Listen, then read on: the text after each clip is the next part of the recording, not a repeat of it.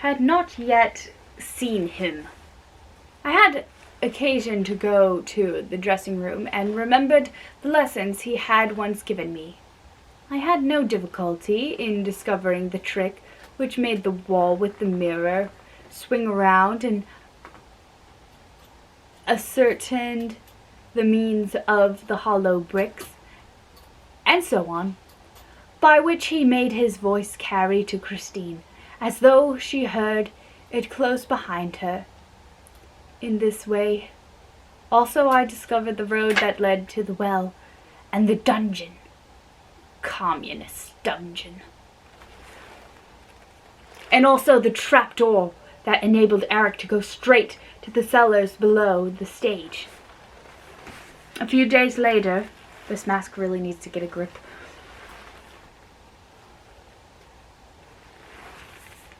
A few days later, what was not my amazement to learn by my own eyes and ears that Eric and Christine Dyer saw each other, and to catch the monster stooping over the little well in the Communist Road and sprinkling the forehead of Christine Dyer, who had fainted. A white horse, the horse out of the Profeta, which had disappeared from the stables under the opera, was standing quietly beside them. I showed myself. It was terrible. I saw sparks fly from those yellow eyes, and before I had time to say a word, I received a blow to the head that stunned me. When I came to myself, Eric and Christine and the white horse had disappeared. I felt sure that the poor girl was a prisoner in the house on the lake. Without hesitation, I resolved to return to the bank, notwithstanding the attendant danger. For 24 hours I lay in wait for the monster to appear, for I felt that he must go out, driven by the need of obtaining provisions. And in this connection, I may say that when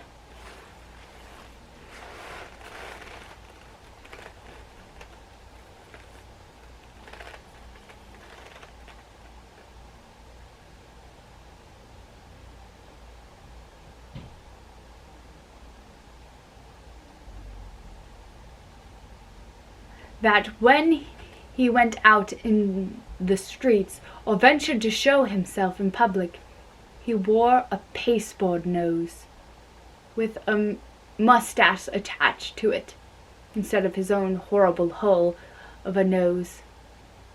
This did not quite take away from his corpse-like air, but it made him almost, I say almost, endurable to look at. I therefore watched on the bank of the lake, and, weary of the long waiting, was beginning to think that he had gone through the other door, the door in the third cellar, when I heard a slight splashing in the dock.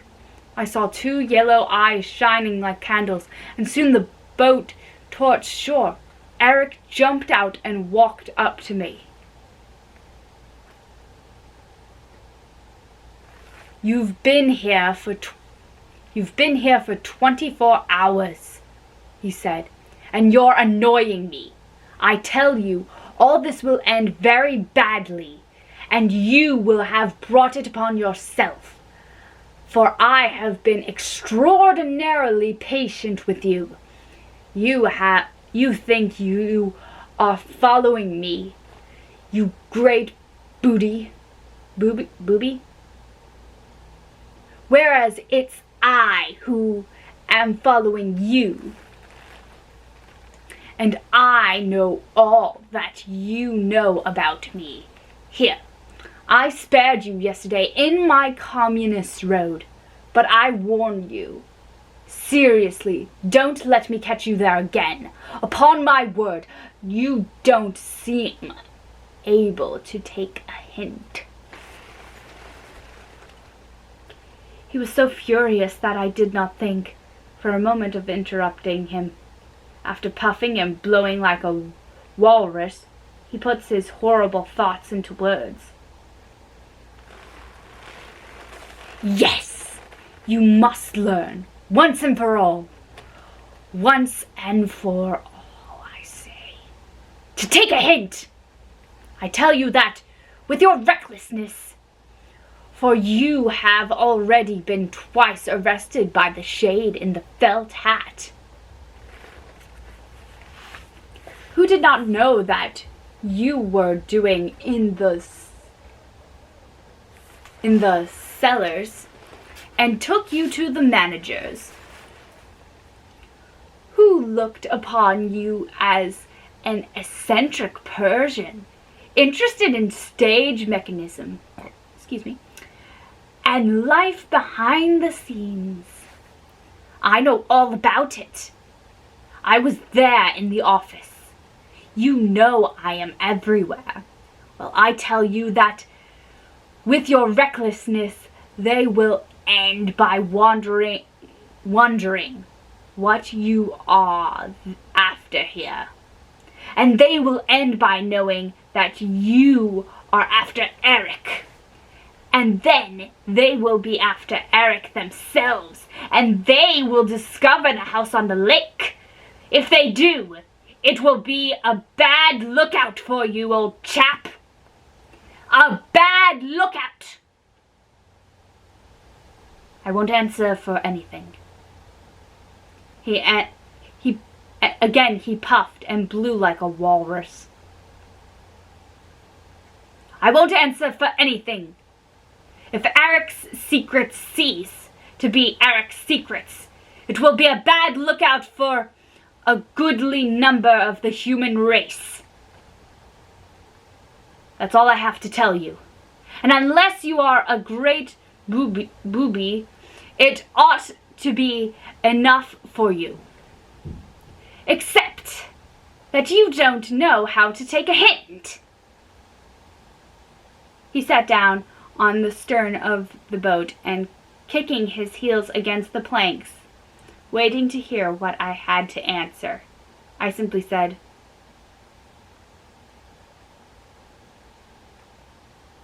"It's not Eric that I'm after here." "Who then?" "You know as well as I do. It's Christine Daae," I answered. He retorted, "I have every right to see her in my own house. I am loved for my own sake." "That's not true," I said. "You have carried her off and are keeping her locked up." "Listen," he said. "Will you promise never to meddle with my affairs again if I prove to you that I am loved for my own sake?" "Yes, I promise you," I replied without hesitation, for I felt convinced that for such a monster the proof was impossible. "Well, then it's quite simple. Christine Daae shall leave this as she pleases and come back again. Yes, come back again, because she wishes. Come back of herself, because she loves me for myself." "Oh, I doubt if she will come back. But it is your duty to let her go."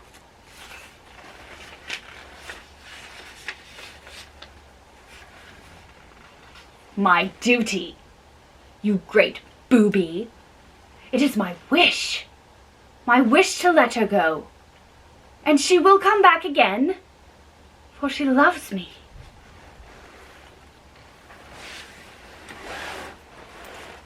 "All this will end in a marriage.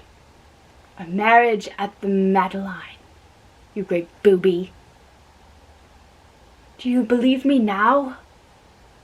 When I tell you that my nuptial mass is written? Wait till you hear it, Kyrie.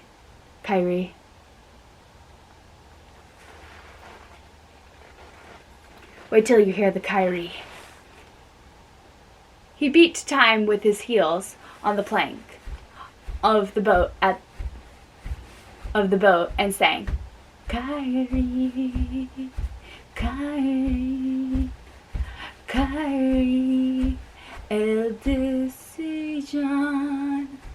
Wait till you hear that mass. Look here, I said. I shall believe you if I see Christine Daae come out of the house on the lake and go back into it on her own accord. And you won't meddle any more in my affairs? No. Very well. You shall see that tonight. Come to the masked ball. Christine and I will go and have a look around.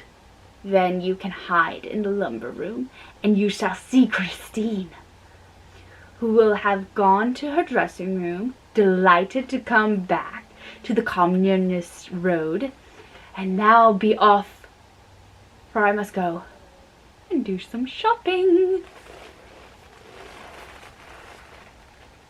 In my intense astonishment, things happened as he had announced. Christine left the house on the lake and returned to it several times without, apparently, being forced to do so.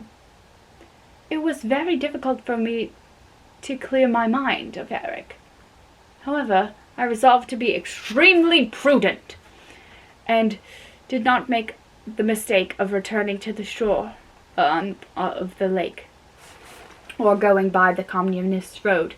But the idea of the secret entrance and the third cellar haunted me, and I repeatedly went down and waited for hours behind the scene of the Roi de l'Horreur, which had been left there.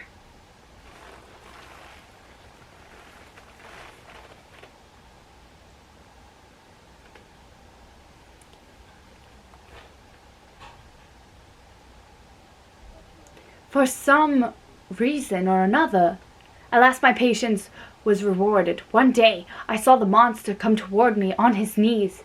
He was certain that he could not see me. He passed between the scenes behind him which I stood and a set piece, went to the wall and pressed on a spring that moved a stone and afforded an ingress. He passed through this, and the stone closed behind him. I waited for at least 30 minutes and then pressed the spring in my turn. Everything happened as with Eric, but I was careful not to go through the hole myself, for I knew that Eric was inside.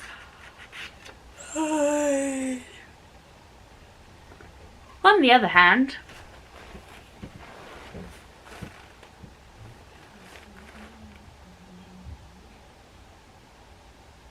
the idea that I might be caught by Eric suddenly made me think of the death of Joseph Paquette.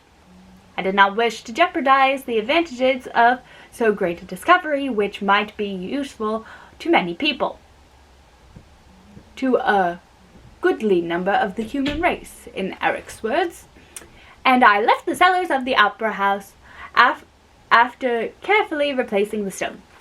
I continued to be greatly interested in the relations between Eric and Christine. Not from